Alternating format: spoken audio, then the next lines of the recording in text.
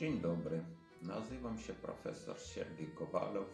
Prowadzę zajęcia na kierunkach slawistycznych, na licencjacie, na magisterskich, na ukrainistyce, na rusycystyce, na wschodniosłowiańskich studiach translatorycznych.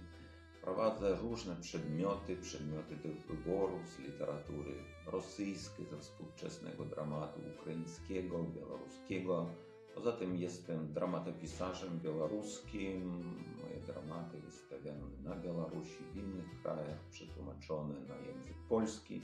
Niedawno ukazała się w Lublinie książka, akurat komedia Judyty w języku polskim. I opiekuję się grupą teatralną Babilon, studencka, z którymi razem realizujemy projekty teatralne. Także kto ma zainteresowanie nie tylko literaturą, nauką, a również chciałby w tym uczestniczyć, serdecznie zapraszam.